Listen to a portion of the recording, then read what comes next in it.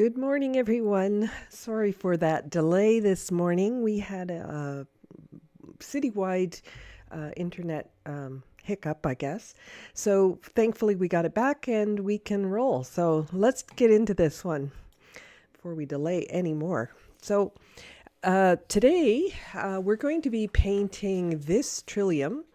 It's spring here in Ontario, and this happens to be our provincial flower.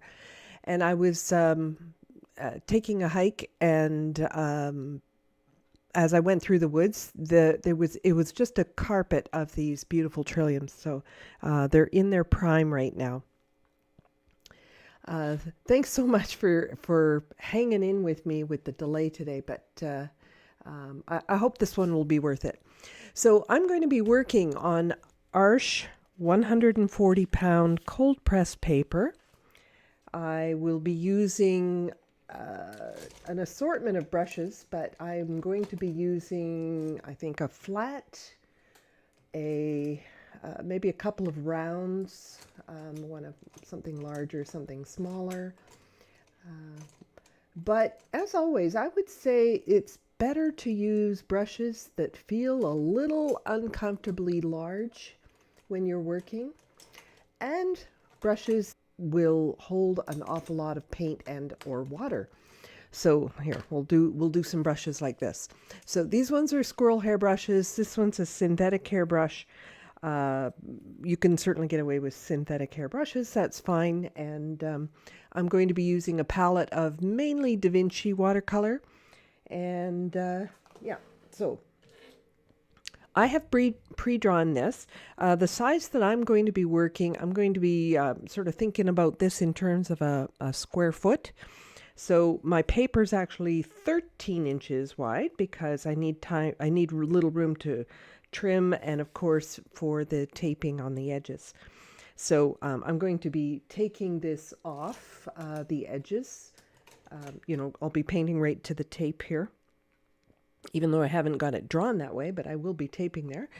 And so some of these lines don't really go to the end, so I'll just have to improvise a little bit, like that sort of thing.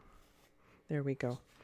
My lines are pretty light, and that is pretty standard, I guess, for when you're doing watercolor, because of course you don't want those pencil lines showing through your finished painting, with watercolor being as transparent as it is. So let's see, we'll do something like that. And yeah, I've got a little bit more to draw in right here, but that looks pretty good. So first things first, I think I want to get this really dark background out of the way. I know this is a little backwards from the way a lot of people work, but by putting a dark background in here right at the start, by putting the background in here right at the start, it'll give me that whole value scale, because I'll have the white of the paper and I will have the dark of the background. Some of you keep saying that my internet is buffering. It is, I don't know if it's a live stream thing or what's going on. It seems whenever I go live now, I hear the same sort of people are saying that. But then I see and watch the replays, and the replays are fine. And some of you are saying the sound is good, so I don't understand how it can be really good for some of you and not for others. But anyway, I guess if you are experiencing any buffering, or if the sound's going in and out, make sure you don't have like 100 windows open, different tabs open and that sort of thing. That can make a very big difference to how well your streaming video works. So hopefully that helps you. Also, clear your browsing history. Sometimes it gets a little bit bogged down. You can also try turning off your computer and signing back in, and sometimes that resolves problems. But I mean, people have told me that that they're having trouble hearing me, and honestly, the microphone is 1 inch from my mouth, and it is on maximum. So, it you would not want to be closer than that. it would be too much. All right. So, for those of you that are experiencing issues, try some of those suggestions. Other people are also giving some suggestions in the chat. So let's get painting because we're already delayed, and I want to get this dark background out of the way. So I'm going to use one of my favorite, go-to darks, and that is Payne's Gray. And I don't want to use just Payne's Gray though, because, Payne's Gray is a wonderful tool for getting things dark very quickly, but you do need to mix something into it in order to, keep it from being too static, like, paint on your walls in your house sort of thing, just one solid. So I'm going to be dropping in some various colors in here to suggest other foliage and stuff like that. I have pre-wet my colors here.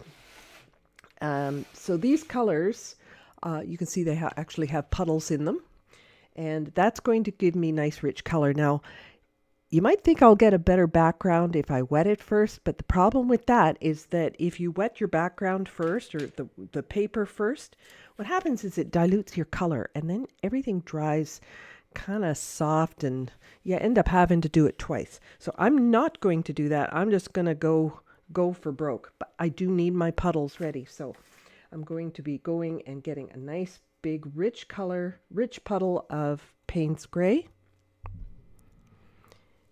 And I'm going to go into some, rinse out my brush here, get some this is permanent alizarin crimson I just dipped into. I'll use some of that. It's a little darker. All right, and what else? I think I might even use some greens. So I didn't prepare some greens yet, so I'm just going to use some sap green. I don't usually use pre-mixed greens, but since I'm mixing it into something else, I'm okay with it. It's just to give some variety to this really dark area that I want to paint. So this Payne's Gray puddle that I'm doing, I have a big area to cover. It's quite a lot of real estate. When you are doing a background like this, make sure that you mix enough paint. It's great for me to say because half the time I don't mix enough paint, and I end up having to mix on the fly. But I'm going to try and make a big enough puddle right off the bat. Now I'm right-handed, so I'm going to start on the left-hand side. Of course, you would do the reverse if you were left-handed, but so I'm going to start at the top, work my way down. Then I've got this leaf that goes off the edge. This is one good thing about close-ups, is that when it goes off the page, it gives you portions to work in. You don't have to actually work entirely around the flower. So that's a little bit of an advantage when you are doing a floral close-up.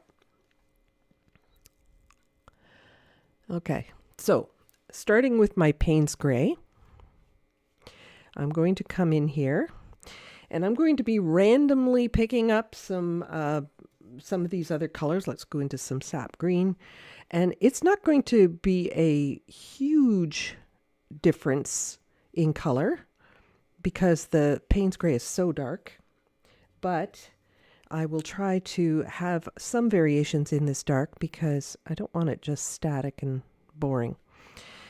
What I could do if I wanted to get fancy or something, I could do something like throw some salt into this and create some effect. But sometimes that can be a little distracting from a close-up floral. I think sometimes simple is best. I'm going to rinse my brush and pick up some of that permanent alizarin crimson. As rich color as I can muster up. I'm using the edge of this flat brush to sort of cut into places. And you notice I'm putting down really wet color.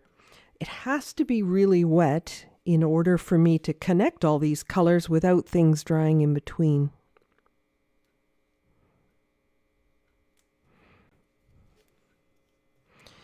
And I am going back to my puddle frequently. I'm not spreading this out or anything like that.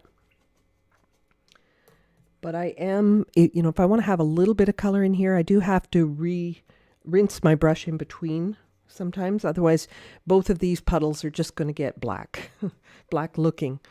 So,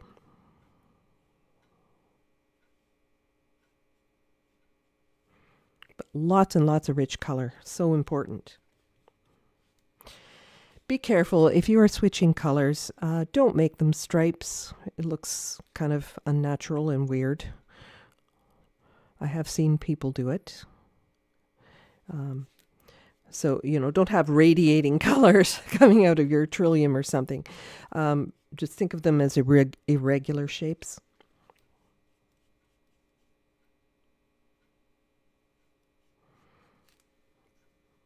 But I'm going back to my puddle quite often.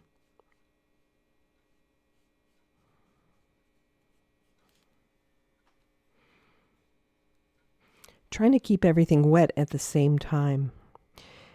That way I don't have any hard lines forming, and it will look a lot better.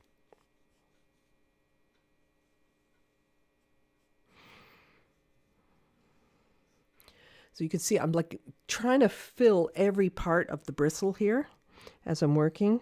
That will make a difference. It's a lot of these things that I talk about are things that you may not be conscious of as you're painting.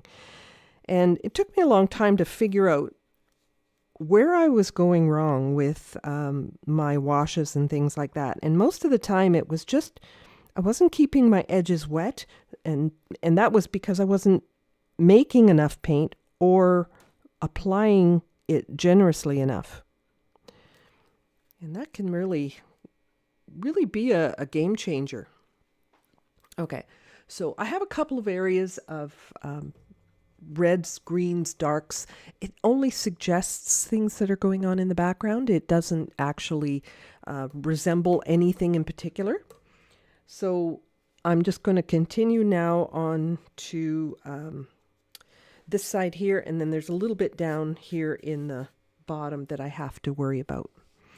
So I'm going to start off with some red. Now that's a little bright. Let's mix a little Payne's gray into that. I don't want to have it too dominant up here. All of a sudden get the attention at the edge of the painting. That's kind of silly. Where we want the attention in the middle.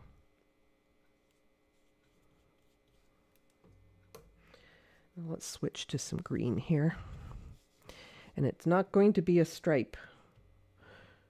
Very important, don't make stripes, they're weird.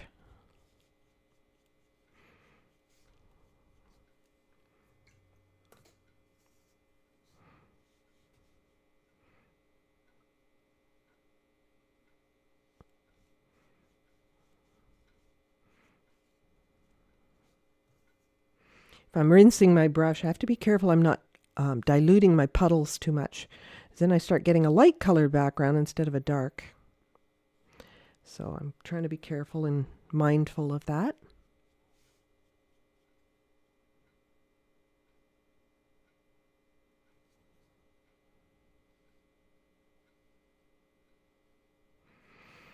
These flowers are, as I said, they're our provincial flower here in Ontario. But boy, are they fragile. They have the most delicate petals, and they don't last that long. You get one heavy rainstorm or something and they all have little holes in the petals, that kind of thing. So it's not like a sturdy petal like a lily or something like that. It actually has a pretty fragile petal. The leaves, on the other hand, are pretty darn sturdy.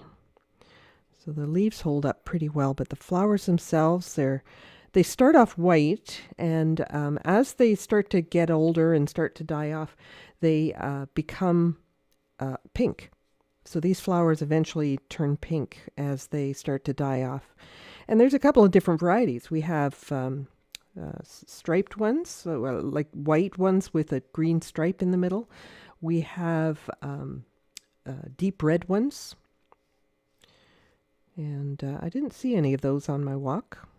I was hoping to find some Jack in the Pulpit as well, but I didn't see any of those. I know this is the time. But you see, it just merely suggests something's back there, but you don't know what. All right, so let's go with this section down here. There's a little bit in where the stem is at the bottom. And this does seem like a big brush to fit into some of these tight places, but the good thing about a flat brush is it has this little corner. So I can actually make a really nice little point right there.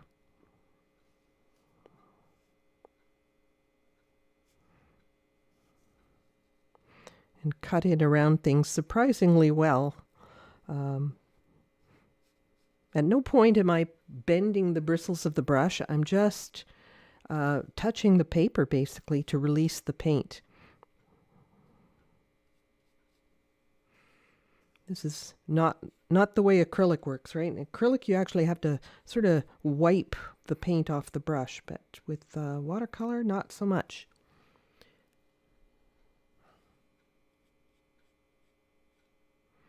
I'm going to move that over a little bit. That little line I drew, I'm just going to move it over a bit. Okay. Yeah, I'm looking at my printout. I don't have the actual photo on the screen, so I'm just looking at the printout, and it's kind of dark down in here. So I'm just going to make a guess at it. Doesn't need to be like the photo. Photo turned out pretty good, but I already have that. So I have my my darks on there. I'm going to dry this and see how it goes. If I don't like what I see once this is dry, what I might do is re-wet with a bit of color in my brush and move things around a little bit. You can take, when you have a lot of heavy paint sitting on the surface the way this dark color is, you'd be surprised how easily you can reactivate that color. Thinner washes you can't reactivate so well because those ones actually sink into the paper. But these ones, see, I'm going to get kind of a blossom here because I think that's where I rinsed my brush but didn't blot it, and I went in with really wet color.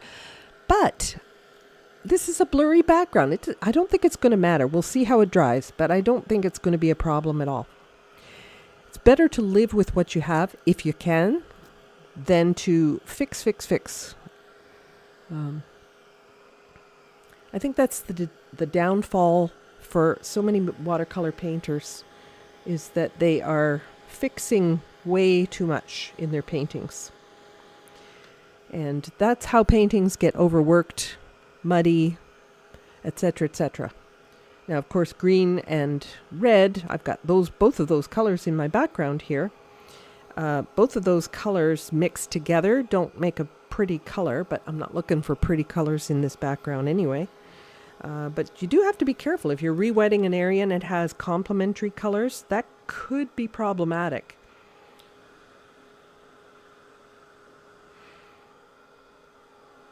If you're trying to keep things fresh looking, that is.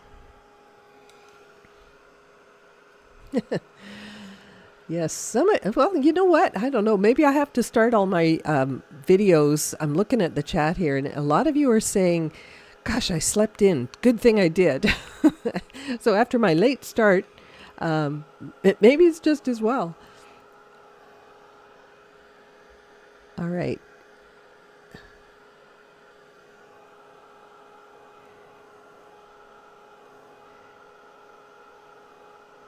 Yes. All right. Let's check this out. I think it's pretty dry. I don't have any shine left. The paper's flat again. Yeah, so you can see a little bit more of those colors peeking through. Yeah, I think it's okay. I don't think I need to do anything special there. Uh, Spilled a little bit right there, but that's okay. It's in a spot where I'm going to put a shadow anyway. So now I think I'm going to also get my leaves painted in. So I'm working a little bit backwards, and I'm doing it this way mainly so that I can sort of, well, partly to save the best for last, but I'm going to have to be a little bit more slow and careful when it comes to applying the petals. And generally when I'm painting in my watercolors, I work the whole painting all at once. And that means getting down a base color, at least some version of each area of the painting painted in before I add in any of the detail. So I'd like to, before I start working on the Trillium, I'm going to get my greens in here. And you look how many different greens there are in here. I would say mainly this is kind of a blue green, but you see that there's a yellowy green here and definitely more of a blue green here. And then we have a few cast shadows on here, which are going to be a lot darker. I'll add those in afterwards. I want you to notice something. Look at this cast shadow here. This is obviously from something that's very close, and it is giving a very crisp edge. It's probably another Trillium, right? Implies a form shadow. When you have a rounded edge like that, it's not going to give you a straight hard edge. You get those straight hard edges from other things that are making the shadow. So the form shadow is the part that forms the contour of the object, where the crisp edges are typically from something that is blocking the light from hitting it. Okay. So, any questions? I'm just going to check and see if there's any questions, having started my background.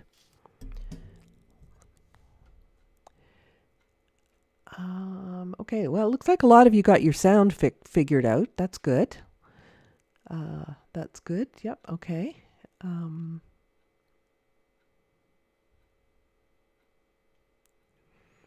All right, so here we go. It might be that, I'm sitting so close to my mic. Maybe if I turn my head, maybe it goes in and out a little bit that way too. But overall, I think that the sound issues, since some of you are hearing me fine, it's okay. All right, so let's get the mic out of the way. There we go. So background, we're going to be doing a lot of a blue-green, and then we will be inserting some yellows here and there. So this Trillium, the way it's formed, you can see just immediately behind the Trillium itself. I think this is called the calyx. I don't know if it's called the calyx or not, but usually the part that the blossoms come out of is the calyx, I believe. Correct me if I'm wrong. And these little three sort of like mini petal or mini leaves come out from behind the Trillium.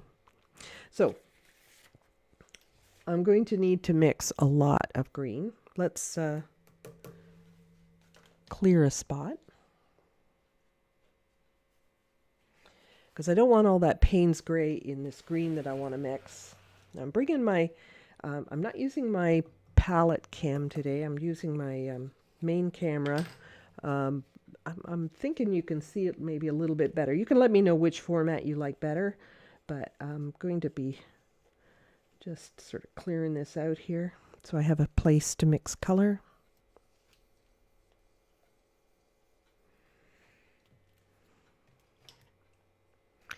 One other thing I didn't mention earlier about, for those of you that are experiencing sound issues, there's a sound volume on the YouTube itself.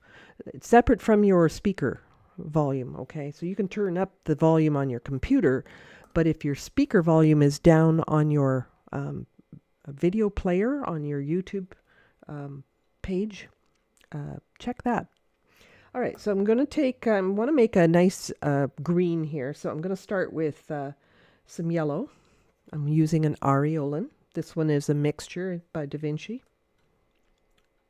I think I'm going to quickly mix, dump this dirty water since I want to make fresher color.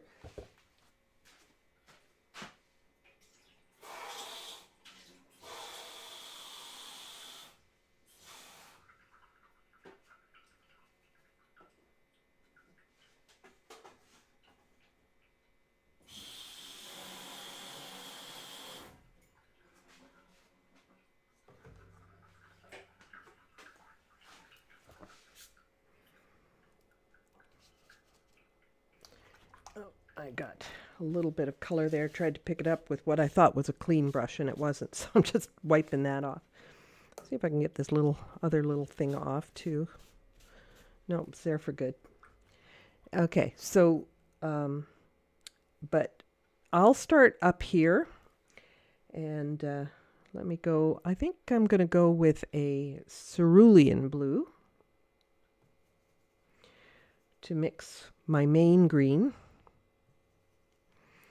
Now, wow, that is a bright green.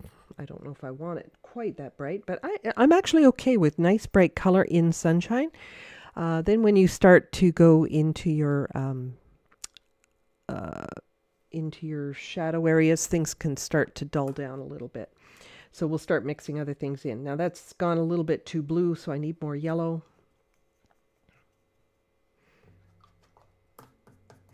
And just so I have some variety, I'm going to have some cobalt over here as well.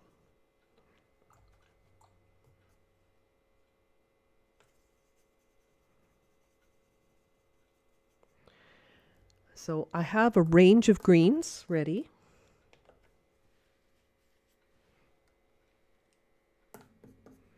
Do I have enough? I bet I don't. I'm going to mix a little more just because I don't think I have enough. Yes, I can mix up more on the fly, and that actually would be okay, and I can do one petal at a time. Since I'm using a variety of color, it would be okay if I mixed more, as long as I use the same color combinations. So I'm going to ignore these cast shadows for now. I'm just going to paint the entire leaf. I'm going to ignore the highlights and all of those things. I'm just putting a main color down. Because it's not a really dark color, I need a lot of the white paper showing through.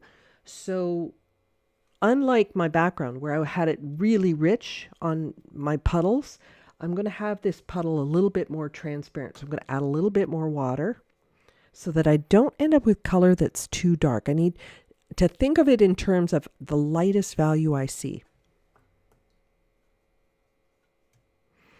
Okay, so as I paint, I've got this really dark, fresh color on here. I've got to be careful I don't reactivate it. I will work around this, I'll call it a calyx even if I'm wrong, but I'm going to work around this calyx for now. So I have to be really careful that I don't get that edge too wet because I could reactivate the color.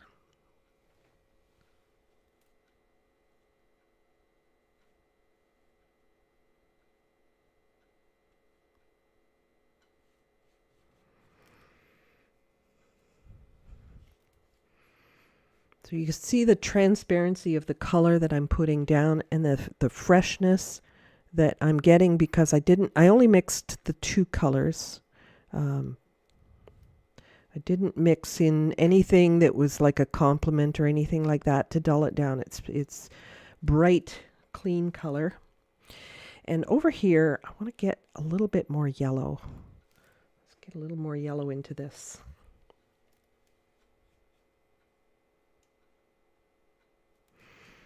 And keeping, just like the background, keeping it really wet is the key to not having a bunch of brush marks in here. So right up here, I do have to be careful I'm not suddenly letting an edge dry.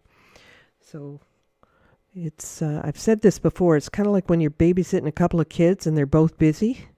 You gotta have eyes in the back of your head. So you've got to be watching all the time for trouble where it's happening on your paper.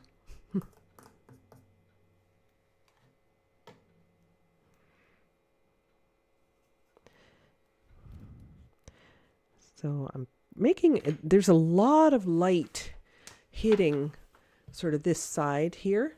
So I really want to make sure I'm getting plenty of yellowy green over here on this side. So I'm going to be working both sides at the same time so that I don't get a hard edge. I also could have worked here and worked my way around.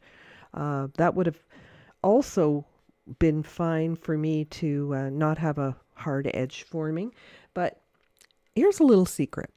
If you take some color and right there, I know I'm going to want to continue painting there.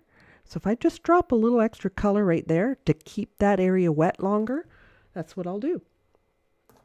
So if I know I got to come over here, then I'm going to just wet my brush, put some extra color there. That's kind of like it'll keep it wet until I come back to it. It's like bookmarking a page in your book so you can finish up where you left off.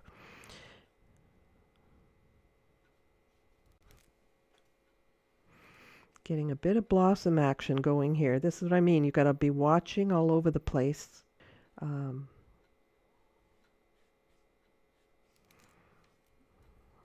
at the same time. And here's where I have to cut into these really tight corners. So I want to make sure my brush isn't overly loaded when I'm trying to get down into a really tight corner. I don't want to have it like too wet because I really won't have a lot of control, but I'm using the chisel edge here and just the corner of that flat brush to get into there. Okay, so there we go. Now I can continue on this side and hopefully I will have a nice continuous color.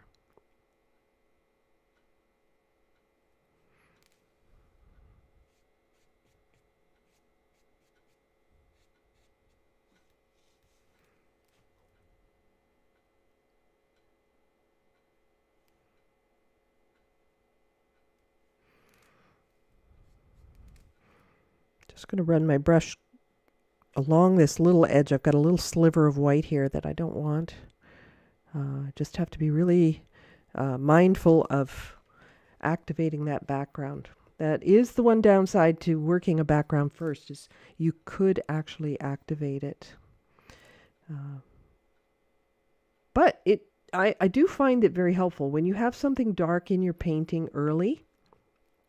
It may not have to be like a dark background. It could be some other dark thing. And what that does for me is that it allows me to judge the other values so that I'm not making this too light.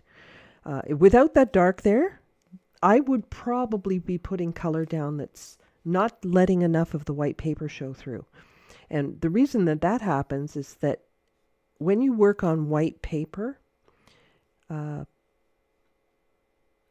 I would be putting down color that is too light, because when you have white right next to it, it feels like it's so dark. So if you have something really dark on your paper in the beginning, then relatively speaking, if you're making a comparison to how dark everything is, then you're able to see whether or not you are actually close in your values. And of course, we all know values are the most important thing, more important than actual color. So it's a good way to sort of train yourself or help yourself learn how much water to put in your brush. And this is one of the reasons I also work a whole painting at the same time. I've got a blossom here, but you know what? I'm going to leave it. I actually kind of like it. I could make this like uber realistic or something like that, but I don't think I really need to. I'm feeling a bit adventuresome today. Just letting things go. We kind of got off to a weird start anyway, so let's just keep going. I'm going to go a little bit more yellowy green in spots, get to a bit more of a blue green in others.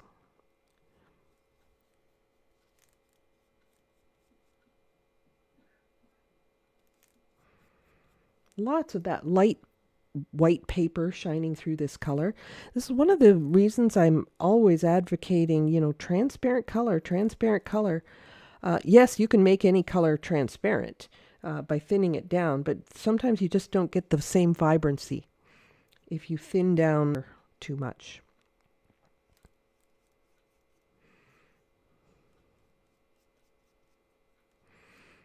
I mean, in some scenes, yeah, you might want to have that duller color anyway, so no big deal, but here I really want to have that bright green.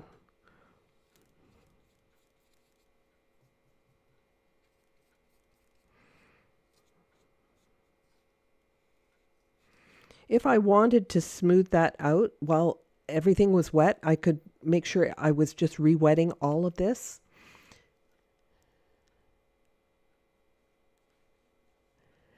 Yeah, so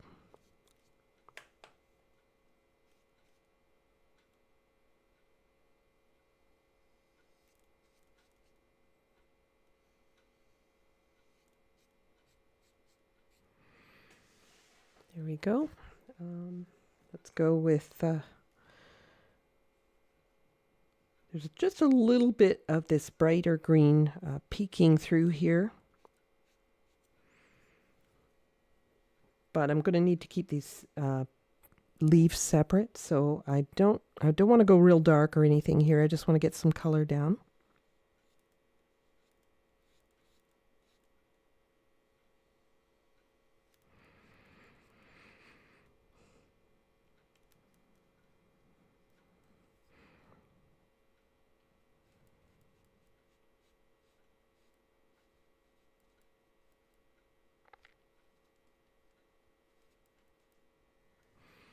Okay.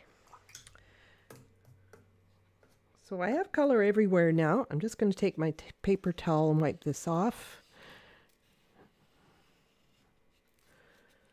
along my edges here. Oh, no, I don't have the third one done. What am I thinking?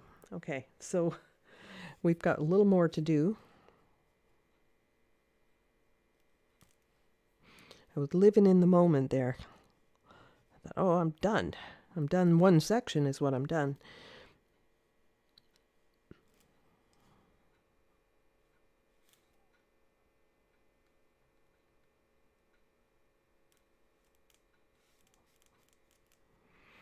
And it gets a little lighter over here, so I'm looking for the subtle differences as I'm putting this in rather than painting it like a paint by number, just a pre-mixed color or something like that.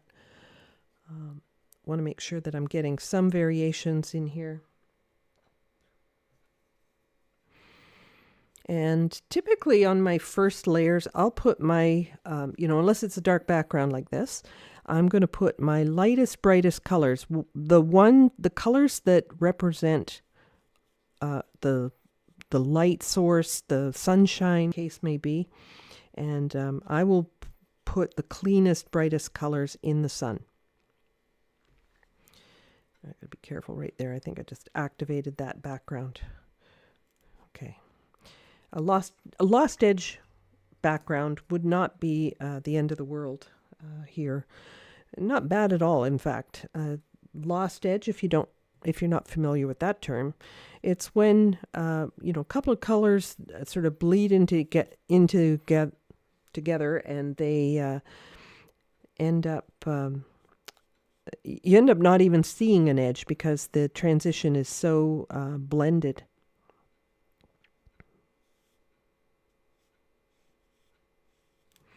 I have to be careful I'm not putting my hand in the wet paint. I did it again, didn't I?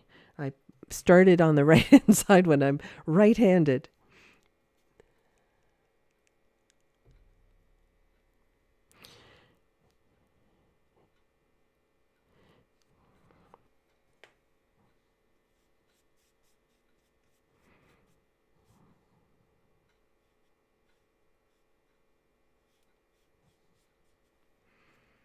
Very, very light touch. I find a lot of issues tend to pop up with students when they are just pressing too hard with their brushes. especially a flat brush. You know, they've got the paint, they didn't mix a very big puddle, so they've got to make it stretch. So that's where it begins, right? It's mixing the right amount of color in the first place.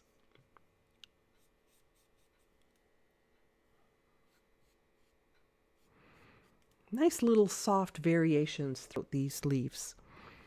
I think that's kind of nice in a painting.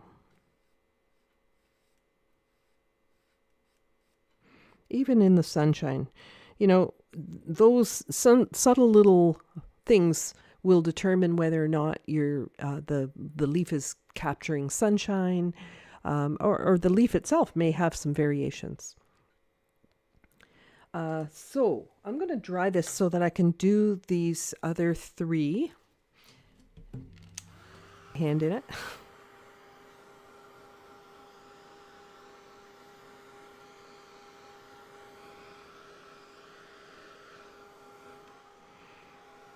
That blossom might be getting a little bit prominent, a little bit more prominent than I want. But I think that's almost where that shadow is, so it might not be such a hardship.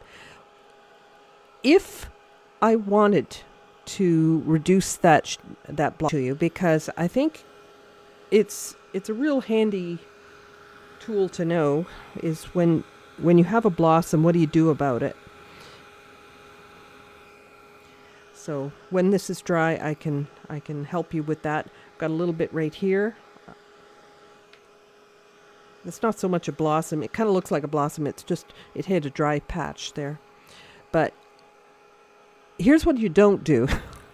While it's still wet, you try to fix it. Don't do it. Unless it's like all really wet, you know, all of it.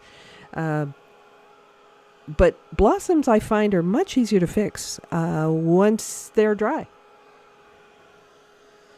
Sounds like, doesn't make sense, right? Feels in the moment like you should fix it right away.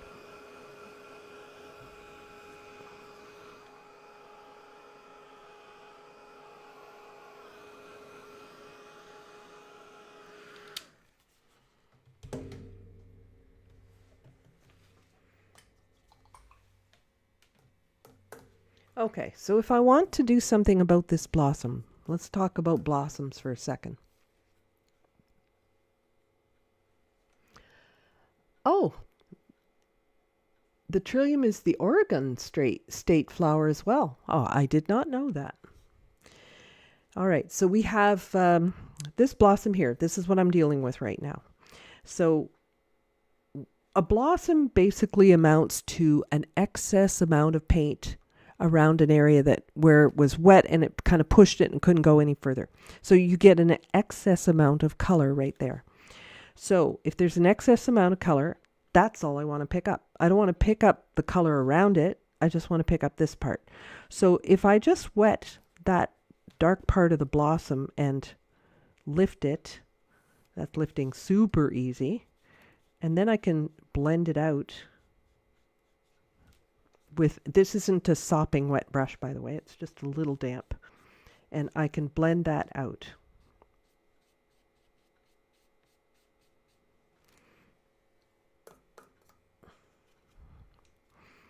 I can even touch in a little bit of color. I don't want to put too much in there. Just a little bit of not too wet color. And move that around. But the key is dry it first. It seems like a weird thing, but you just dry it first. Then you can move paint around. Don't play too much, and I'm using like a super light touch, but that blossom is essentially gone. And this little guy down here, let's just soften that up. Okay, I don't want to be fussing, so I'm going to leave that alone. And I'm going to do my other, the calyx. Now this calyx right here, I really want it to look separate from my leaf behind. So this one, I'm going to do extra light right here. So I might put a little bit of water, a little bit extra water in my brush here for this. And just paint. There was a bit of paint in my brush, but then I dipped it in my water. so that this will be extra light comparatively.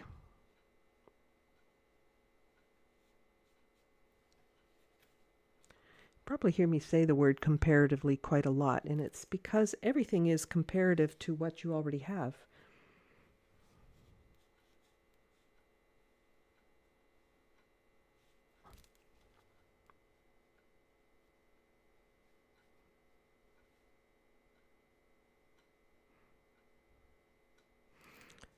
The trilliums have these really ruffly petals.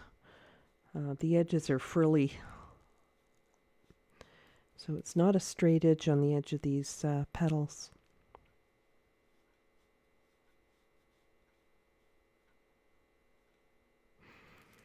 Okay, so now here we have something new going on. We have a dark line forming because I didn't want that white sliver, and I overlapped the original color a little bit. This is a common thing. Don't worry about it. It's easy to fix when it's dry. And once again, the fix is easier when it's dry. So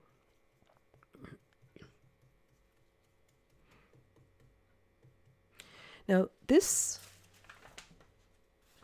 leaf, or this calyx, I guess, it might be a leaf, I'm not sure, but this calyx here is a little bit sort of olive color. So I might have to bring maybe something like maybe a touch of that red into it. Just a little bit, not the dirty stuff that I did in the background, but just a little bit of red, a little more red, a little bit of yellow. And you see I've got there's a lot of yellow and red here.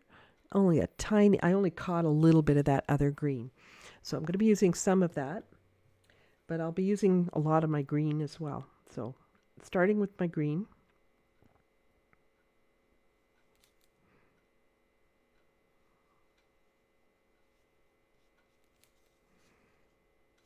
Nice light touch. This does not need to look like the finished painting just yet. I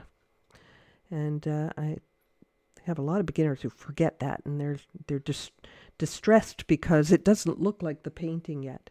And it takes a while, I think, before you realize, okay, that's just a normal part of watercolor. It doesn't look right until it's right. You just have to endure the weirdness. So I'm going to come right up to this edge here. Just got to be real careful with that background again.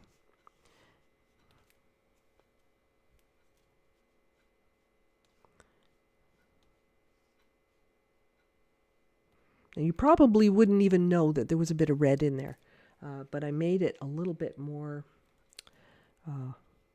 olive looking, just with that tiny, tiny, tiny bit of red. And I'm emphasizing that because I don't want you yelling at me for saying, oh, I messed up my color because you told me to put red in it. So I'm not going to tell you anything. I'm just suggesting. I could have taken raw sienna. I'm just trying to keep my palette as minimal as possible. It'll create a little more harmony in my color palette on my painting, so I think that's good to maintain wherever you can. I want to. I sometimes get disheartened with the students who come in and they've bought like 36 colors because they got it for $10.99, and then they're so reliant on, I got to find the tube that has that color mix in it, and you're not always going to find that. Of course, it's not going to happen. So you do need to learn to mix your colors, which is why I don't have a lot of convenient colors in my palette. I like to mix my own greens, so I get these lovely variations.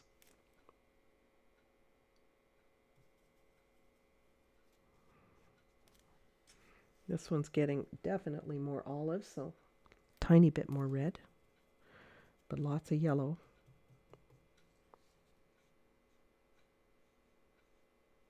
Aha, you see some of the red now. But essentially what have I mixed? I've mixed all the primaries, red, blue, yellow.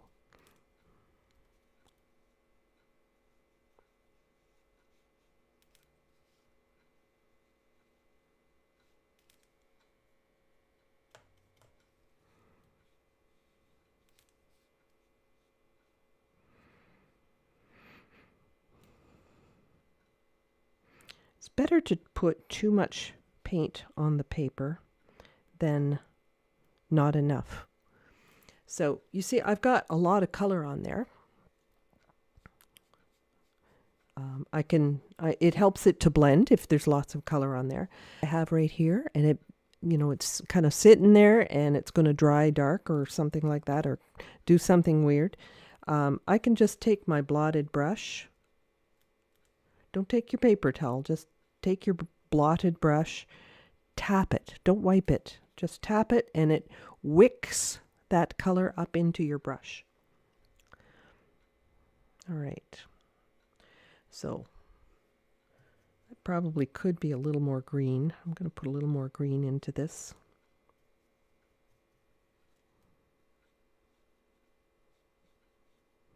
And if I end up with too much paint on there, then I just will wick it up again.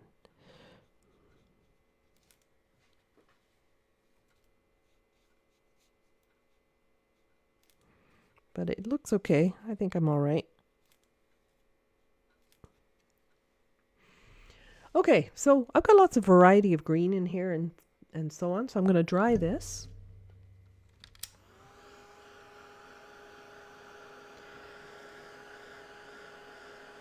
Oh, Erica's asking.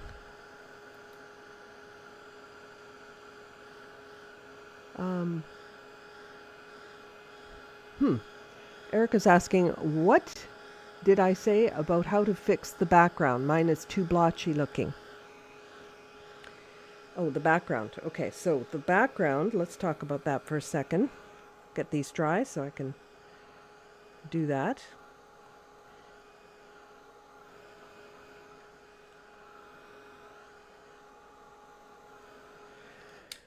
So if this really dark, rich color in your background is too dark, or not too dark, but too blotchy looking, first of all, if it's dark enough, you're probably not even going to notice the blotches. But let's just take a clean brush here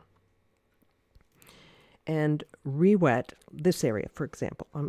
You can't re-wet a patch. You've got to do it all. Now, I could have a little bit of Payne's gray in my brush if I need, but I'm just getting it real wet again. So if I were painting with a feather, I couldn't be more delicate. So I'm going to just take more water and lay it on there. I guess that's probably the term I could use, is just gently lay the water on the brush, or on the paper rather, with a delicate touch.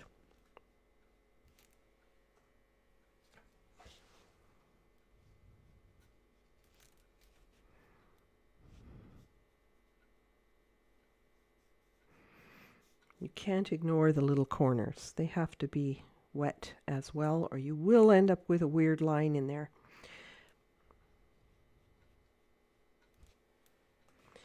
So what the purpose of this is that I am able to reactivate a lot of that color, and once it's reactivated, I can move it around a little bit. And when I say move it around, I'm not talking about brush up and down like this or anything like that. I'm just talking about a real delicate process. It's not, I wouldn't say it's brain surgery, but you want to treat it as delicately as if you were doing brain surgery. Just, it's soaking, it's softening that up the entire time I'm talking here and applying the color up here. So this whole thing is shiny, shiny. It's good and wet. Now I'm also lifting some of the color up into my brush as I'm going. But let's say I want to move something around.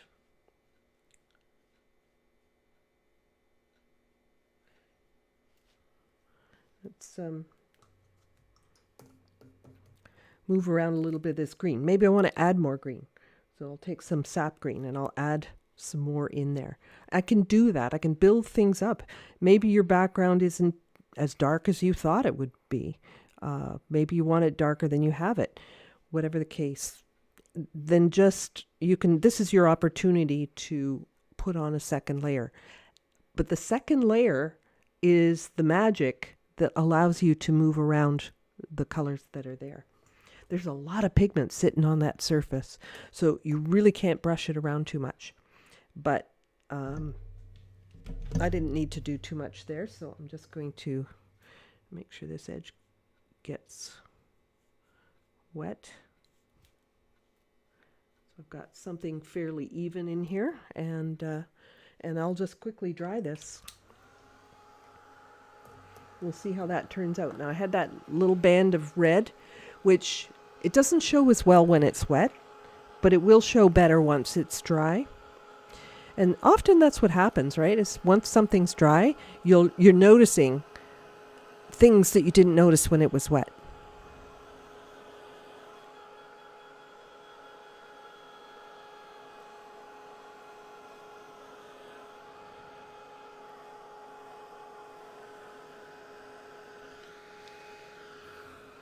So little gentle manipulation of the color while things are wet is what's going to help you sort of soften the blotchiness. Blotchiness happens from not applying your paint fast enough or wet enough. Or it could be you're brushing too much too. So just a delicate touch, loaded brush. Work in one place, don't revisit anything, just start in one place and work your way across. So it's going to take a moment to dry, but we're getting there. So next I want to be talking about the actual petals. So the petals are going to be a little different in terms of how I'm gonna approach it. You can see these reds and greens poking through now that things are drying. It's a little hard to see sometimes on the screen, but if you actually do it yourself, the re-wetting process, you'll see that the paint will move around. If something got too dark, it's your chance to gently blot off some of the color, and blotting it off the way I was doing right here, right? Pull a little bit off, just gently. Don't wipe it off. Don't take your paper towel and blot it off. Just pull it up. Just let it drink up into your brush.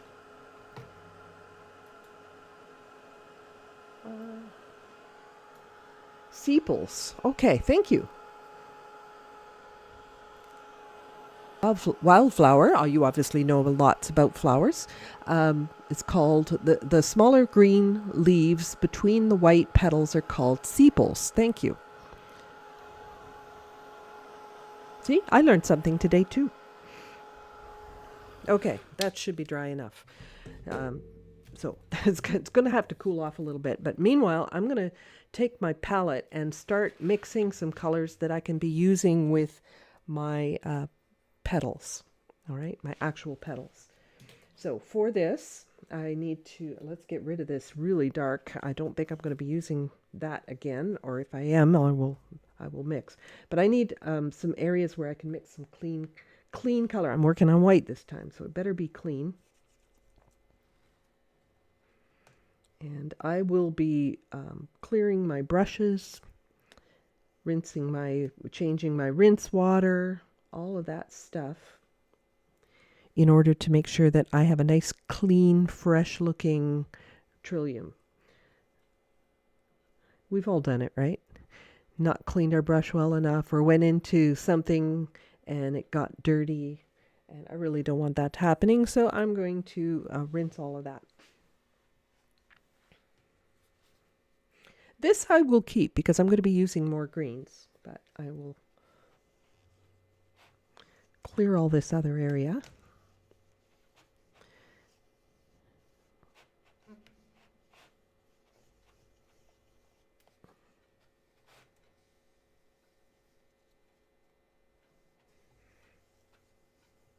This is how my hands get so dirty. I'm always getting paint into my paper towel gets saturated like this, and it gets in my nails and stuff. Okay. Just going to clean my brush and my water.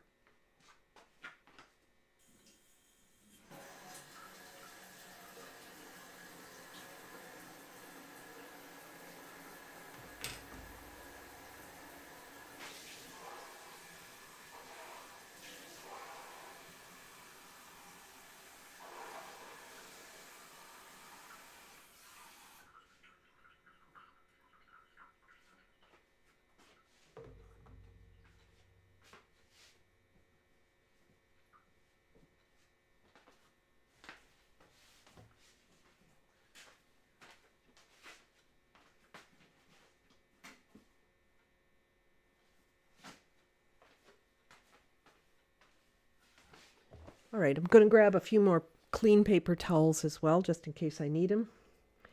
And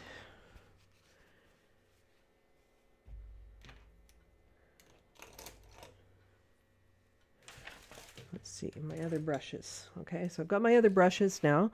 Some of these areas I want to be, a little bit more precise and delicate. So I want to be able to work a little bit smaller. This brush was great, but it's a little big for this job. So the brushes should be relative to the job at hand. So I'm going to, let me just switch this one for this one. Okay. This is a squirrel hair brush. This one's just a travel brush. You can find all my materials that I typically use. My palette, now my palette's discontinued. This particular palette is discontinued. You can't find this one anymore, so don't go on a goose chase.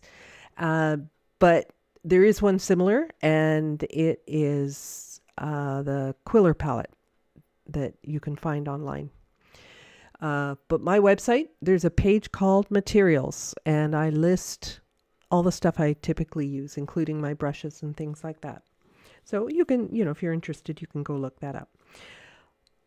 I need to have some yellows, obviously. So a nice bright, to me that looks like a nice kind of egg yolk yellow, and I'm instantly gravitating to this gamboge that I have here. This is a gamboge mixture. It is not genuine.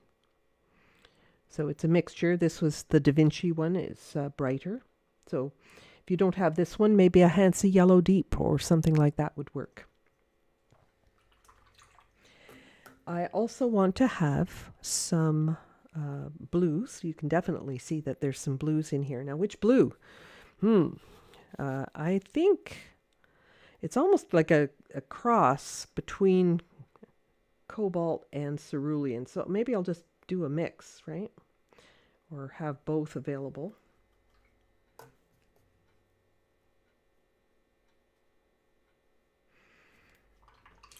And I'm going to put a little of that now, just so I don't switch up my colors here. I'm going to stick with that permanent alizarin crimson for my red. So these are my colors that I'll be using. Once again, I'm sticking pretty much with primary colors here. And I'm going to begin, I think, with this petal, because that makes sense. I'm right-handed. I'm going to try and do it this one, then this one, and this one. You're right. If you were left-handed, you might do it the opposite order. But because this is white, and because this is the sort of first kick at the can here, I'm going to use a very diluted color here. I have to also be thinking of the strength of certain colors. Some colors just kind of hit like a hammer, right? And I don't want to overdo things. There's hints of pink up in here, but oh my goodness, they are so subtle. I might just touch into some red, rinse 95% of it out, and then paint with that. But, oh, all right. So diluted color here. And I'm going to start, I'm thinking about this shadow. I want to establish where these shadows are going. And I really am thinking, okay, where's the soft edges? Those things are going to be quite important. So trilliums, the structure of these petals are that they have this sort of ribbing that comes up. And then towards the edge of the petal, that gets all ruffly, right? So that's the characteristic of this flower. And so I'm starting with really diluted color here, sort of testing the waters as it were, coming in. I'm going to start to go up the ribbing.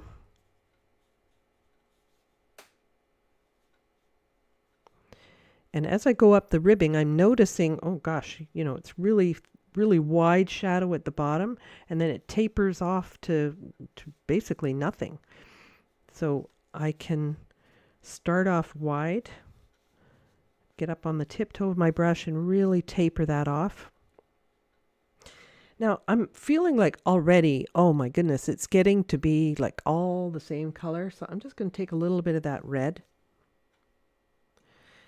mix it with my blue, maybe a little more, and let some of this variation happen.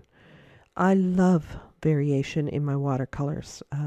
You know, when you get these little subtle transitions, it's like fabulous in watercolor.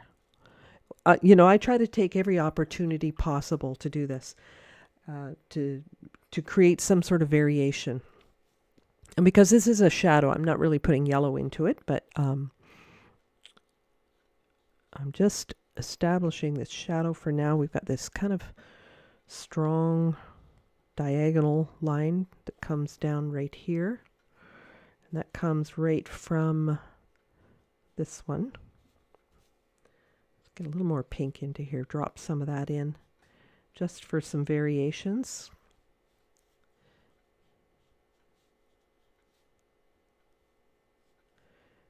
Like that. Okay, a little variation happening in there. Gorgeous. And then these last two ribs are like really subtle.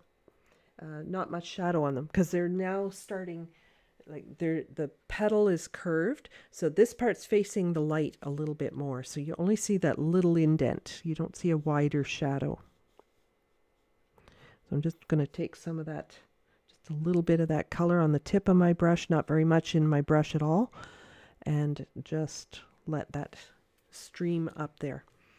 So I'm going to carry on with my petal over here on the left-hand side. And I want to do the same sort of thing. I've got yellows that are reflecting from the stamen in the middle. And I want to have some yellows in here. Then I want to have a little, I see a hint of pink in this printout. Might be a little different in the digital version, but it really doesn't matter. The colors are there for your interpretation. You can alter them. I wouldn't alter the value too much. So the lightness or darkness of that color, I wouldn't alter too much. But yeah, I could definitely make some purples and pinks in here. That would be fine. So I'm going to start, rinse my brush, make sure it's clean, and I'm going to start with some really wet color here with my yellow, right up where this stamen is in the middle. Let's just paint the stamen at the same time. Not worry about the lines. I'm just letting this flow. Actually, I want to soften a line before I get too far here. This is still fairly wet, so I'm able to soften a line just with a blotted brush. So okay, carrying on, I've got my yellows coming in here.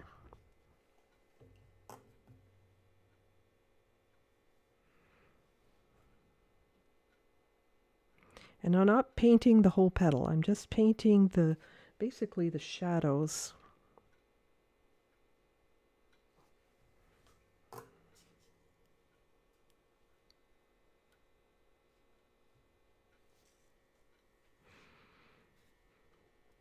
If I start off with kind of a light version, I'm not going to get into too much trouble, I don't think. I can build these if I like how it looks in a sort of a lighter version.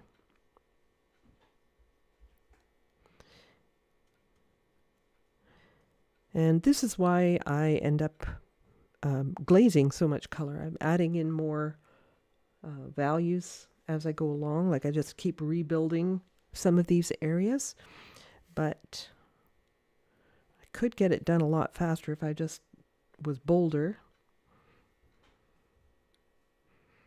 I can mix some of those colors together, get a little bit of purple going on here.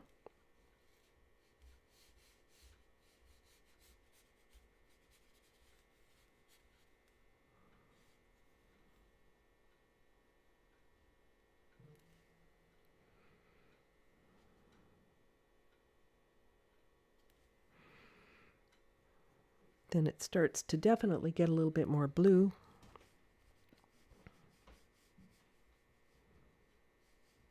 And this is like really wet here, so I'm able to work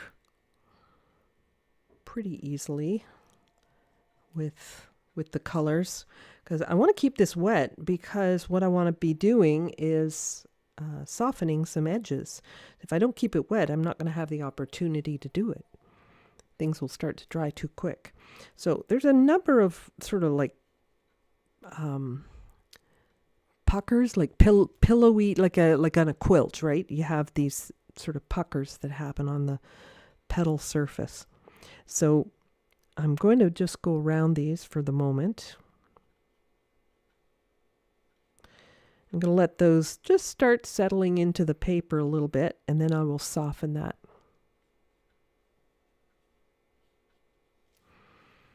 Just to give you the texture of that paper.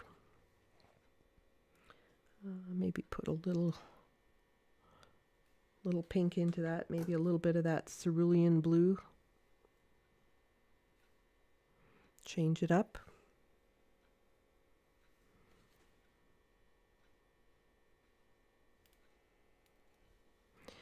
And there's a little shadow right up in here, which is a little bit more pinky purple, I guess, and starts to fade away. So fading away is easy. You just put down some wet color, rinse your brush, give it a blot, and walk up to that edge, and that starts to fade without any effort at all. Touch in a little more color if you need it, and voila. So this is starting to lose its shine, and I'm just going to move it a little bit. So the markings will still show, but they'll be a lot softer.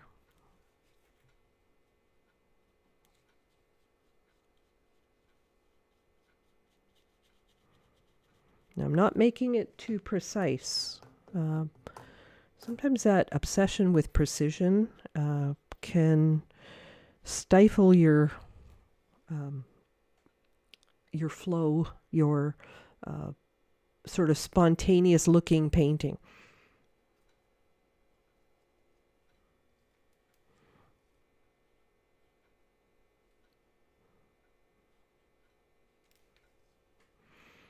All right, so I'm going to do something similar over here. I'm going to start with really wet yellow color. It's reflecting from that stamen again, right in the center. Also helps that center really look like it's glowing. So now for some of the blues, we're going to come in here. Hopefully I don't get that to blossom. Hope not.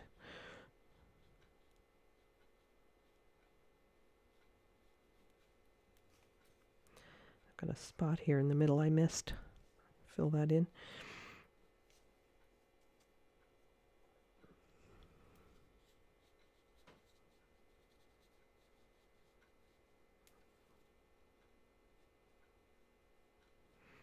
Now right here, this part of the paper is dry, and as I'm painting this in, I'm getting a really crisp edge here. I did mention earlier that you really have to be mindful of the edges, edge quality. It needs to be very crisp along this edge that I just did because it's up against another petal, and the petal in front is making that edge crisp.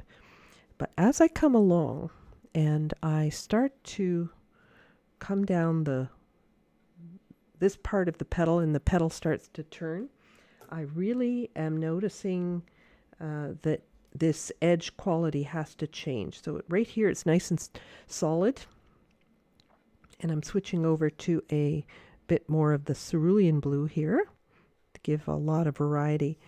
I absolutely love this about painting white. These little variations. So let's going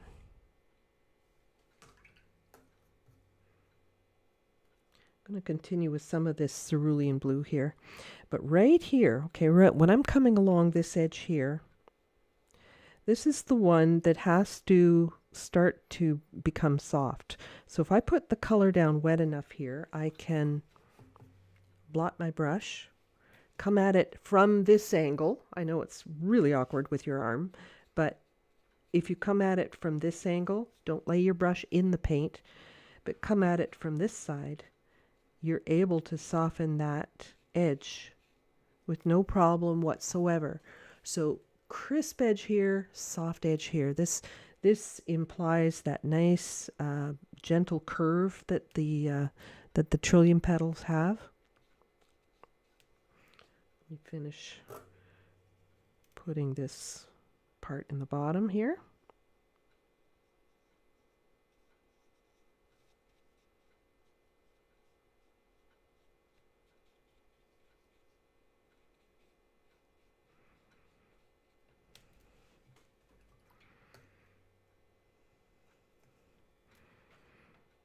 Getting braver now. I'm putting on more color, but now I can definitely repeat any of these if I want to. I can repeat that, no problem.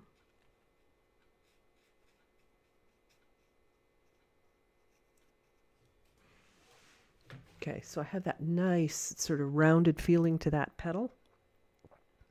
And I have a fairly well established shadow structure.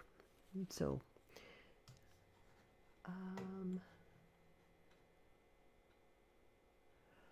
oh, Cheryl, you're at Pace. Oh, wonderful.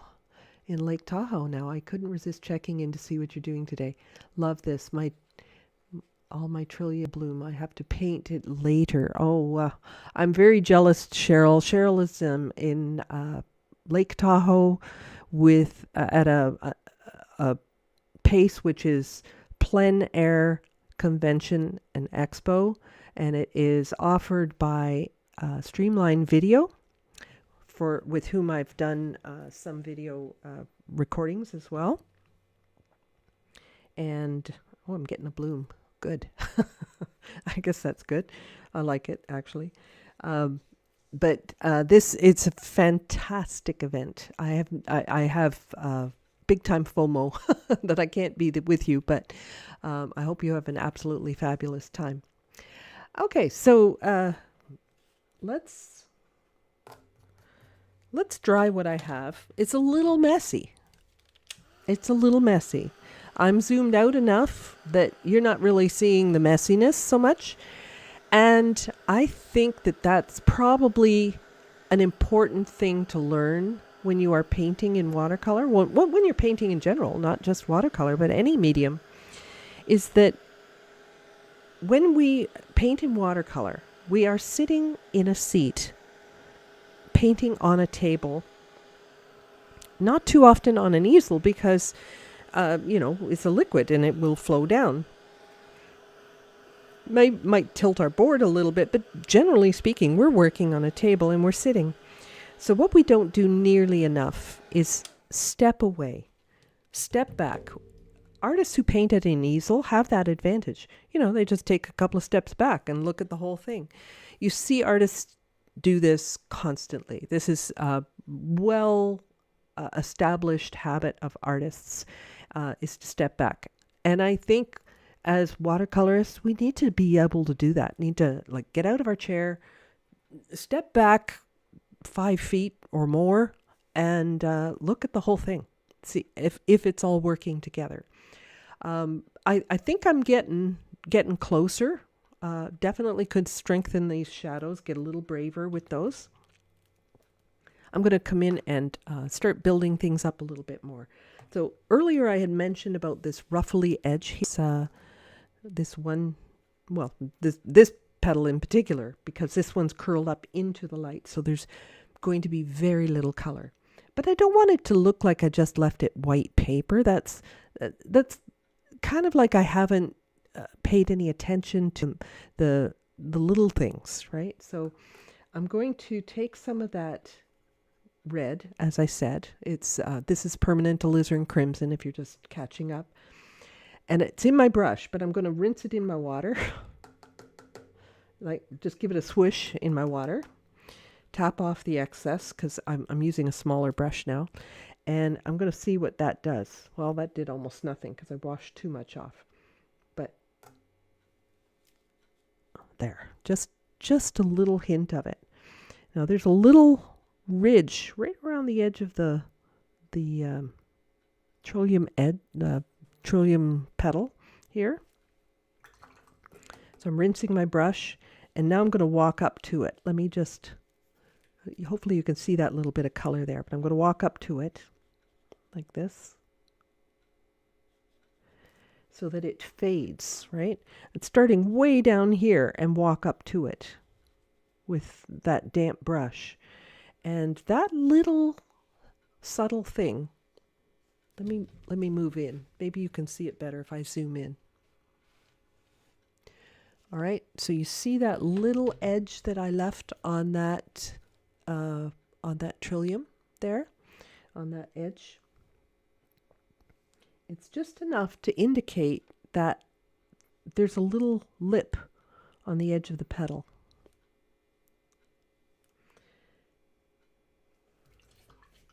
And once I've wet that area, I can, I can add to it if it needs it.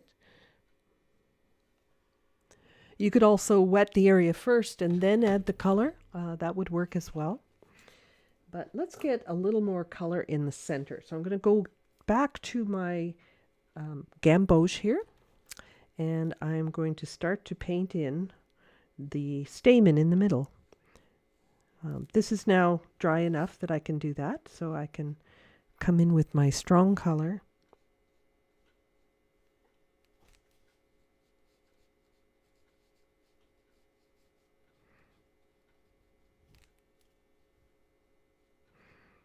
I'm going to add a little bit of that red to it because it looks a little bit more orange. So I'm going to add a little red to it.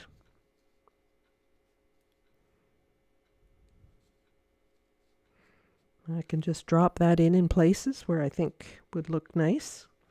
Then I get variations in my yellow too. So I like that.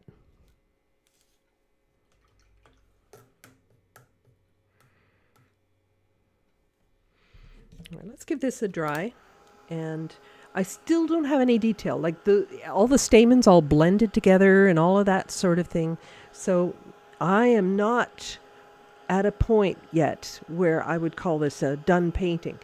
But the important thing is that now I can really see where it's going. I can tell that, it's starting to look like a trillium. Starting to. It doesn't have to look like a trillium yet. It just needs to start to look like one.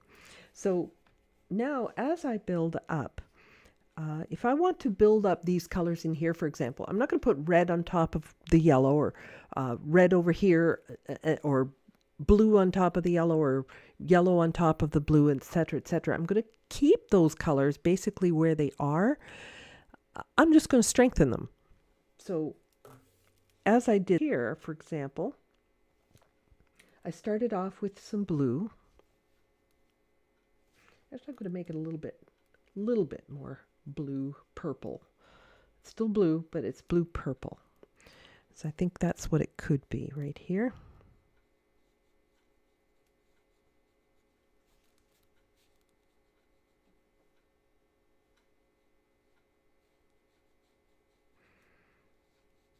And the more I strengthen my shadows, the more it feels like the sun is shining.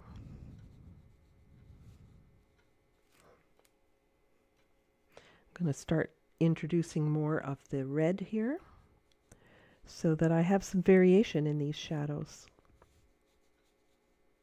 I'm not just switching entirely to red. I'm just putting more red into this mix. I don't want it to look entirely different or something like that.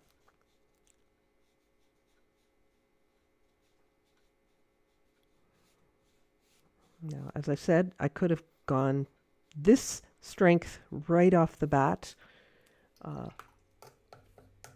That sometimes makes people very, very nervous, especially if you're new to working this way or working on white things. It can make you very nervous.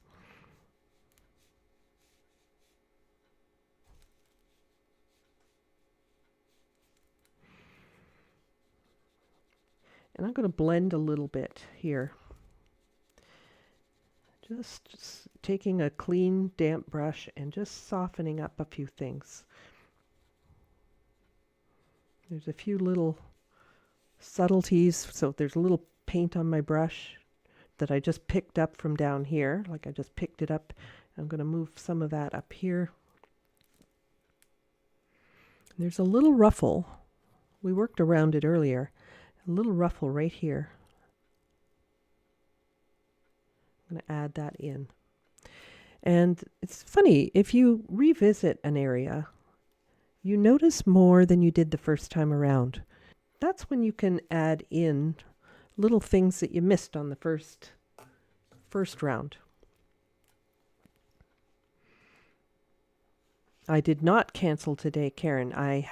We had a citywide internet blip, and it wasn't just me. It was like everybody in town was having trouble with their internet, so I wasn't able to start on time.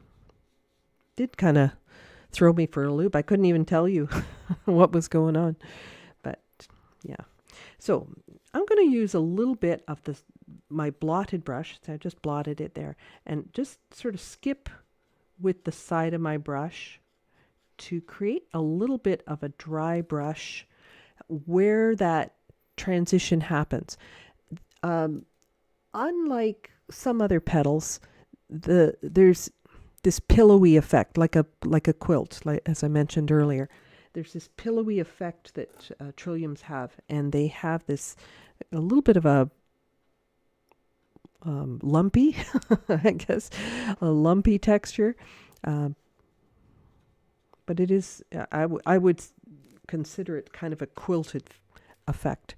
But I want to put a little bit of red down in here, or this alizarin crimson. And I'm going to go once again with some more yellow close to the stamen.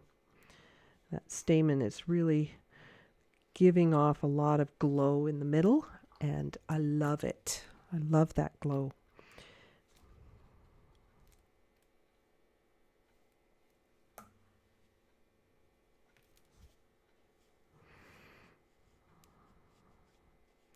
And you see a lot of this, too much, this dry brush effect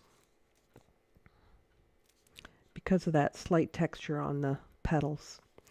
But you really notice it, especially because the sun is shining and because the petal is turning into the light. as I come over to this side.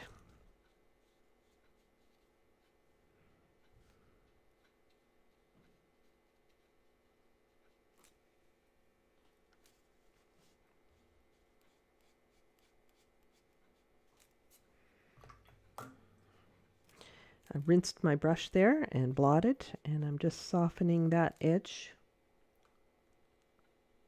Taking a little more. Where the ruffles dip in and out, sometimes there's a little bit of a shadow happening there. So I'm putting in a little bit of color, and it's pretty subtle. I'm not even sure it's the camera's picking it all up, but it is actually there. I'll try to exaggerate it a little bit more for you, but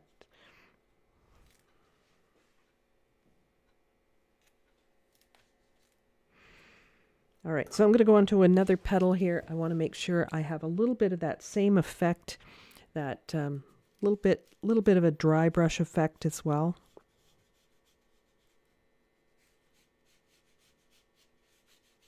Painting with the side of my brush, not too much color or paint on my brush. It's not, it's a deceiving term when they say dry brush, because it's not actually dry. It's just drier than you would normally have, or you are using the side of your brush with more of a scratchy sort of application.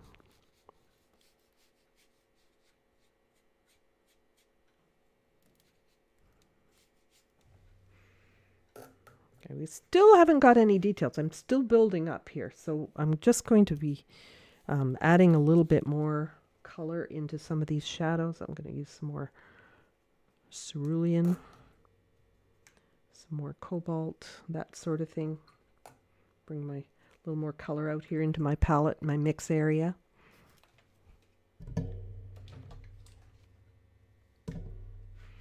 Zoom out so you can see my palette as well. And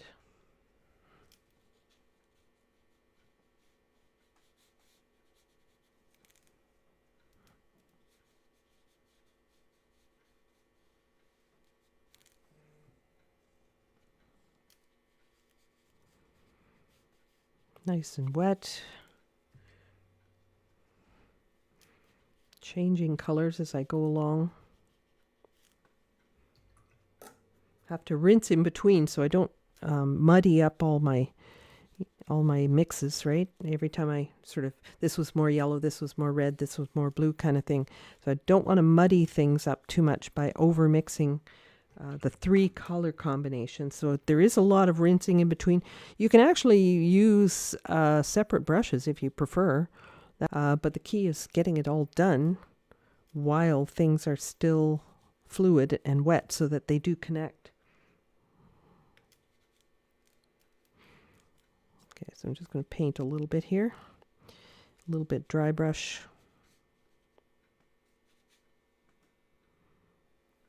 That's a nice transition right there. I love that one. Doesn't take much to make me happy.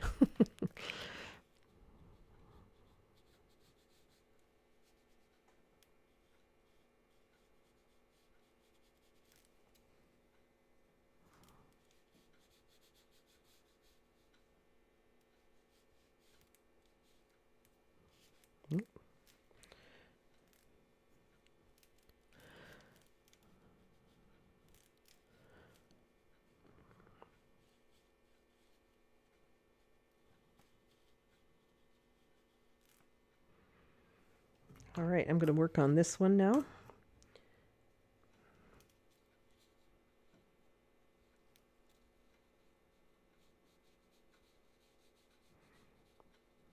Nice wet color so that it will flow nicely.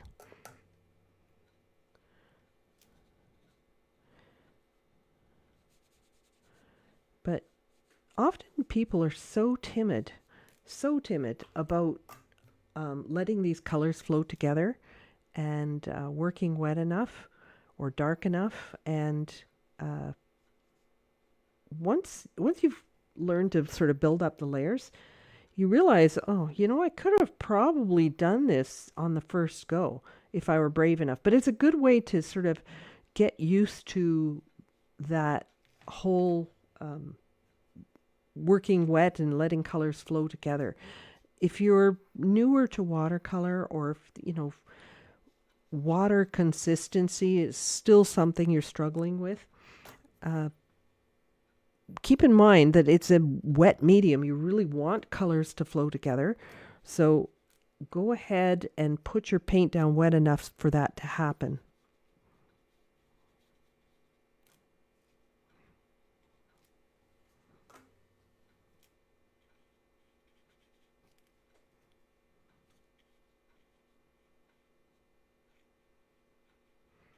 Like this is good and wet right here.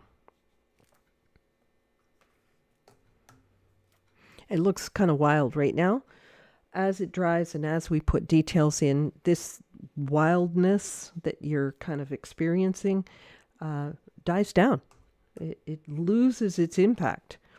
Right now, that's all you're seeing, and that's all you're thinking about right now. Is you're working on this and you're going, oh my goodness, that's so wild. I don't know. I love it myself, but I mean, I'm really embracing color a lot more, I think, lately. It's kind of a phase I'm going through, I guess. But I'm really loving the various colors in my paintings as I work, and how they work together and manipulate. I'm going to put a little more. Ooh, that was a lot of cobalt I just put down there. Should have blended that into my brush a little bit more. I'll get a dark edge there, but I can fix that. Or maybe I'll even be able to spread it out a little bit. There we go. So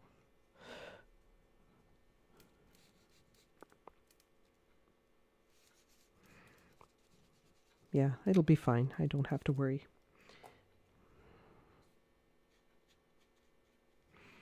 Now we have that curve. We need that softened line. Nice rinsed brush here. Blot it. Hit it from above. So if I come in here, just a little bit damp, and I hit the edge of that color, like take that damp brush and come down into the color. Instead of pulling the color out, I'm going down into it.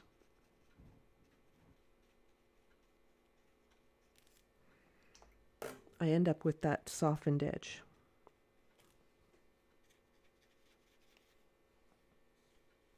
Blotting to help control this curve. All right, we've got a definite visual explanation of the curve here because of the lines that come up. Here we're looking more straight at the petal, so we're not feeling the sense of that curve quite so much, but it's there. Okay, so we've got some really strong color here. Quite loving that cerulean. I think I might go a little bit more up into here with the cerulean, so I can tie in with what I've got down here.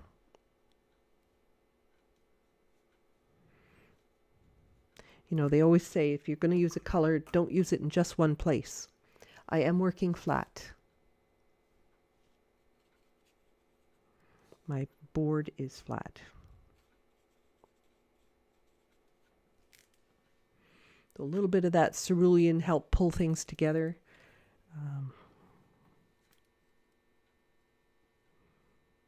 Could even add a bit down here.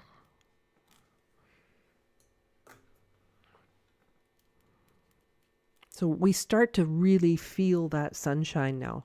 We're getting the glow from the middle, which is quite nice. And then we've got the shadowy areas getting a lot cooler.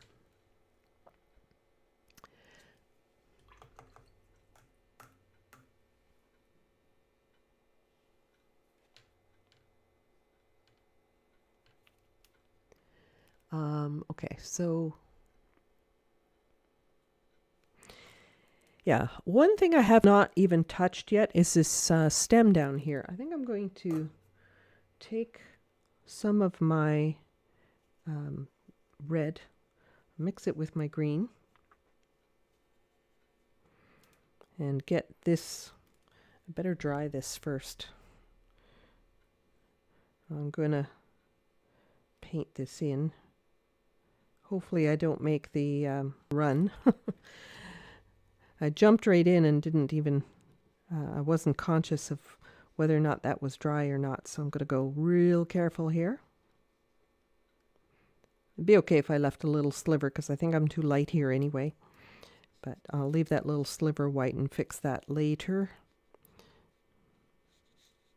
I just don't want to cause a run or a blossom coming up into my petal from my stem. That would not work very well for me.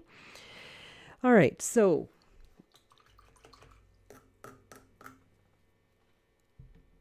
now let's talk about petals. While this is drying, let me actually help it to dry because I want to put my arm over in that area. But I want to start establishing the shape of my leaves as well, and the sepals. Now that I know what they're called, thank you very much.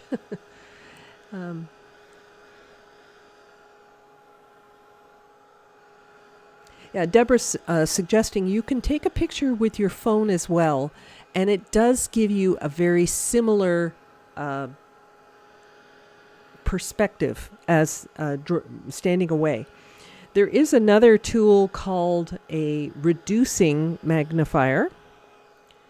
Personally, I had a friend give me one, and I don't use it. It's a little too distorted for me, but yeah, it's like a magnifying glass, but in reverse. It makes it look far away. I understand why it was made and everything, but it's a little too much distortion for me, so it bothers me a bit. Okay, so let's talk about shadows on these petals. So we were using cerulean blue, bit of cobalt as well, and lots of yellow. Now shadows are going to be duller, so having a little bit of that red in there is going to be fine. So if I take a little red mixed with green will dull it for sure.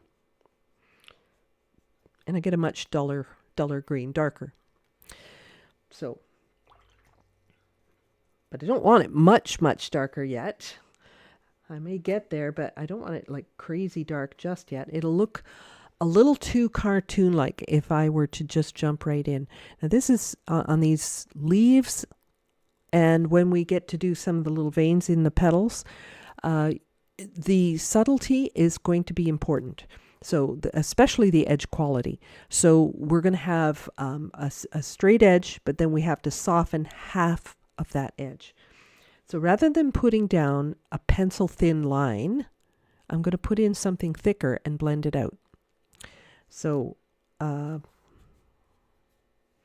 may have to draw something in because I have nothing left in my drawing here. So I'm going to go right here. There's this kind of wiggly vein that comes up.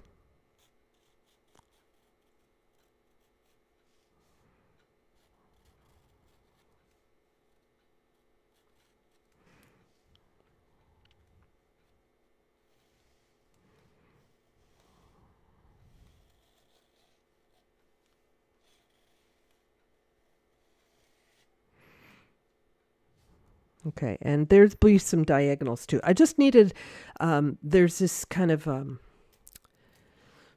rounded shape to the lengthwise veins.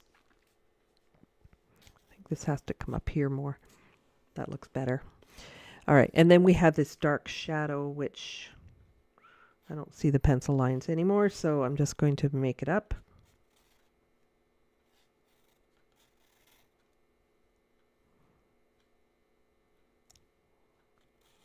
Stem that runs down this way, and this big shape around the top.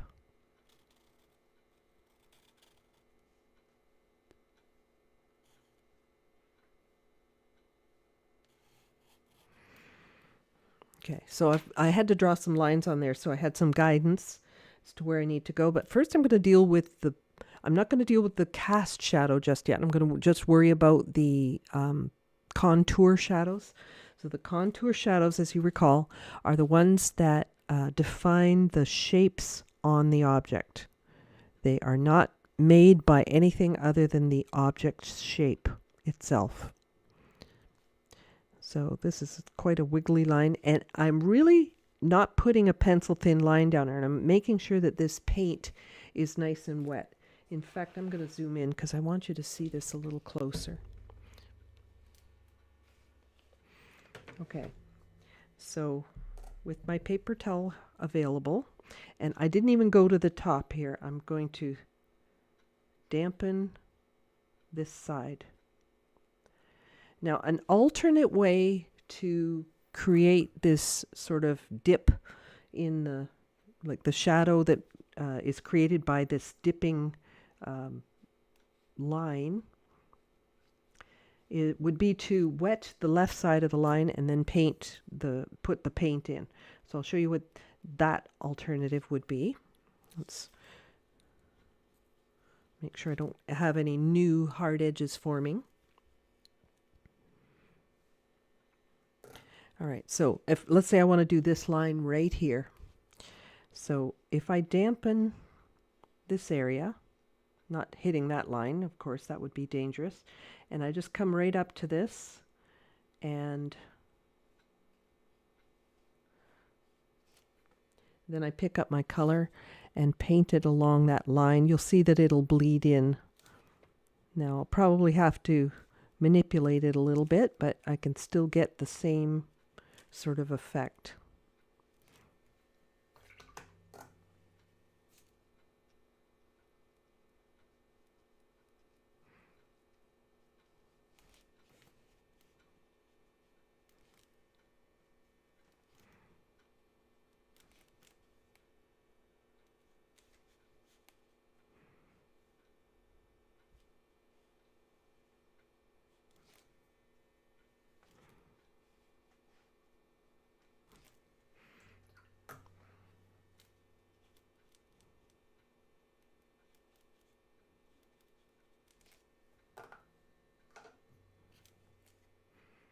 Now, just because you're doing the other side doesn't mean you switch. The light source is still coming from the right. So these will end up with shadow also on the left, even though the shape is different.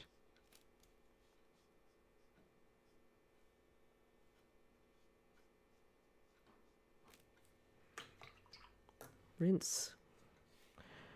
And you can see why, if you put down a pencil thin line, you're not going to be able to you're not going to be able to wet this edge if it's already dried. And a pencil thin line will dry very, very fast.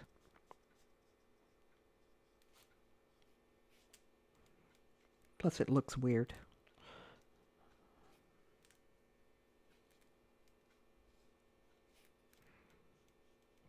Drop more paint in if you need it, that sort of thing.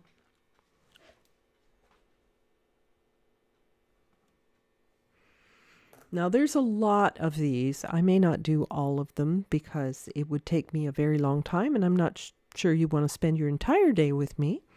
But let's do a little bit more here. Actually, I'm going to leave that for a second. I'm going to come down here to the sepal.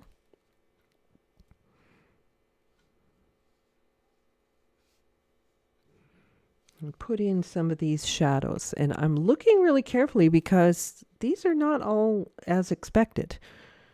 You might think it'd be like these, where it would all be lined up. But the way that it's curled and such, it's giving me some weird shadow shapes in here.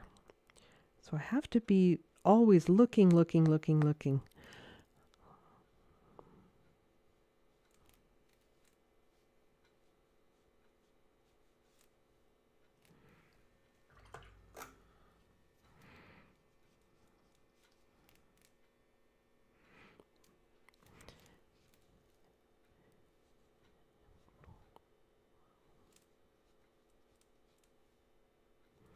And there's quite a dominant cat. This is actually a cast shadow on here that's coming across like so.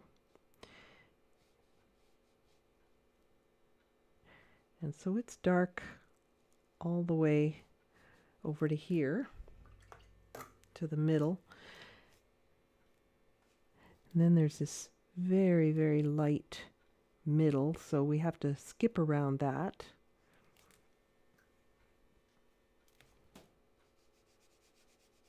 And now I'm softening that edge, softening that color that's there. Might need a little bit more.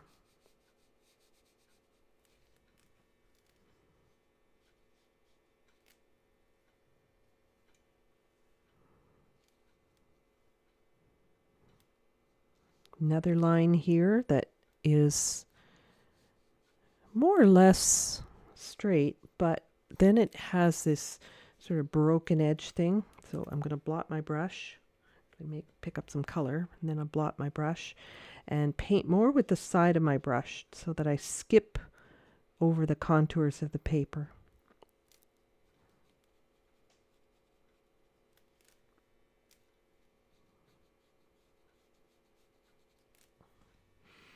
Right, so we get a really good feeling of light when that happens.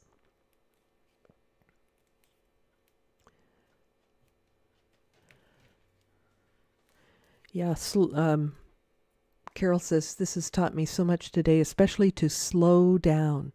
I really need to do that. Yeah, sometimes, you know, you look at something and it looks fairly basic, and so you whip through it, and then you have regret. I've experienced that many times, you know, when I force myself to sort of rush through. Actually, it's not the painting that you need to slow down so much as the looking. It's the looking. That's where things can go wrong, because if you haven't looked properly, like if you haven't examined something before you commit to the painting part, there's a high possibility that you'll paint it incorrectly. So, yeah, slow down your looking. It's kind of like take a long time to make your plan, but execute that plan quickly. What size is my gator board that I'm attached to? I'm going to guess about 15 by 17 or something like that. It was a scrap that I was using. So, but it's well loved. It's got a lot of staple holes in it. They will eventually wear out, but it's the best alternative, in my opinion, for lightweight surface to staple onto, especially if you're, if you're carrying your work out into plein air, or if you're teaching or something like that, or going to a class, and you want to carry your stuff with you. Not so important in your home studio, but if you're carrying your workplaces, then this lightweight board is fantastic. Gator board, for anybody who doesn't know what it is a very light board. It is foam in the middle and a very hard veneer on the outsides. Looks a lot like foam board, but it is not. Foam just is the part that makes it light in the middle. It's like a sandwich. So it's very light in the middle, and then this very tough veneer on the front and back, which is very lightweight. And it's that tough veneer that allows you to staple into it and keeps the board from warping and all that stuff. Okay. Fiddling here. I shouldn't fiddle. So I'll just try to erase a little bit of that. I'm going to come down to the last sepal. There's not a whole lot in here that I need to add, but there is a darker shadow for sure. So I'm going to come over.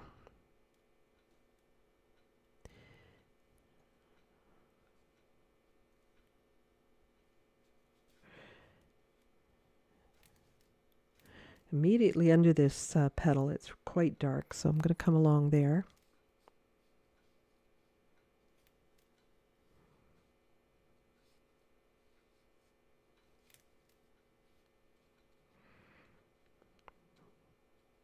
Make sure that's nice and wet because I need to soften some edges. So I'm blotting my brush, and this is where I soften.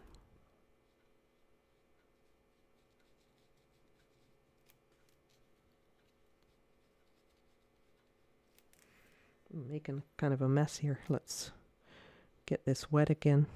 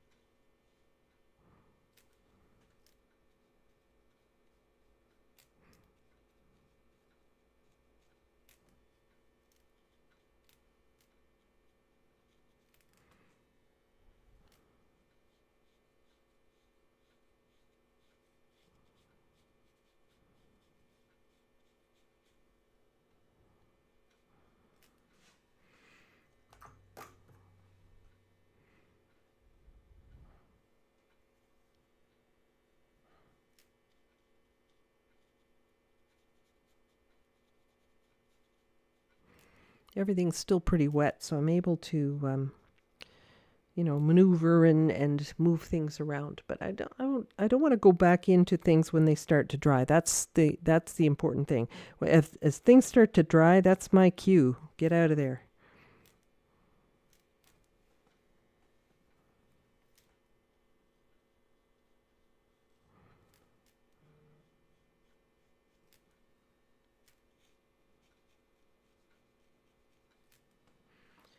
All right, so I would continue on working in this manner to establish sort of the contours of those petals and the leaves,